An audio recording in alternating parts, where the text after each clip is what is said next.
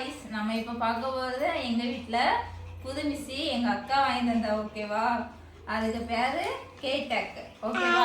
ஆனால் நல்லா இருக்கு. ஓப்பன் பண்ணி காணிக்கிறேன். 4 மிக்ஸி ஜார். ஓகேவா?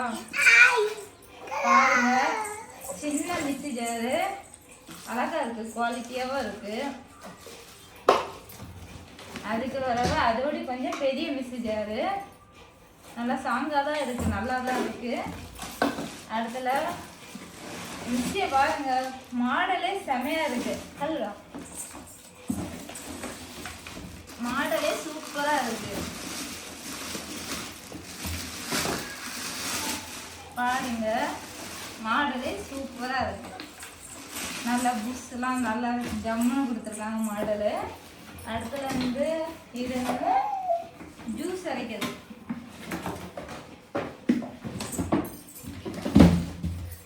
ஜூஸர். ஓகேவா? பார்த்துருங்க, சூப்பராக இருக்குது. ஜூஸர் அரைச்சிடலாம், சின்ன பிள்ளைகளுக்குலாம் யூஸ் ஆகும். ஓகேவா? இதில் போட்டால் இதை வெளியே அந்த தண்ணிலாம் வெளியே வந்துடும், உள்ளாடி அந்த வேஸ்ட்லாம் இருக்கும். ஓகேவா? சூப்பராக இருக்குது ஜூஸர்.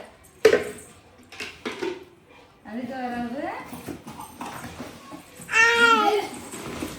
இது இட்லி மாவு அரைக்கலாம், தோசை மாவு அரைக்கிறதுக்கு பெரிய மிக்ஸி ஜார். ஓகேவா? இதெல்லாம் அரைக்கிறதுக்காக தான் நான் எடுத்தேன். ஓகே, எங்கள் அக்கா தான் வாங்கி தந்தா. Thank you so much. சூப்பராக இருக்குது, குவாலிட்டியாக சூப்பராக இருக்குது.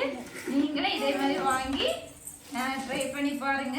இதுக்கு ரேட் எவ்வளோ சொல்லிட்டு கமெண்ட்ல சொல்லுங்க. ஓகேவா? நீங்களாம் உங்கள் வீட்டில் எவ்வளோ ரேட்டுக்கு மிக்ஸி ஜார் வாங்குனீங்க, எவ்வளோ கம்மியான ரேட்டுக்கு வாங்கியிருக்கீங்கன்னா கமெண்ட் பண்ணுங்க. நானும் ஒரு மிக்ஸி ஜார் வச்சு அந்த மிக்ஸி வாங்கியிருந்தேன். அது 7 வருஷமாக ஓட்டியாச்சு.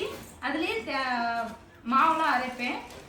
இப்போ அது கொஞ்சம் அதிகமாகிடுச்சு. அதுக்காக புது மிக்ஸி வாங்கியாச்சு. ஓகேவா?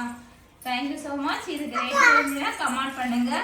யாரெல்லாம் கரெக்டான அமௌண்ட் சொல்லுவீங்கன்னா நான் கமெண்ட்ல பார்க்குறேன். Okay, bye bye.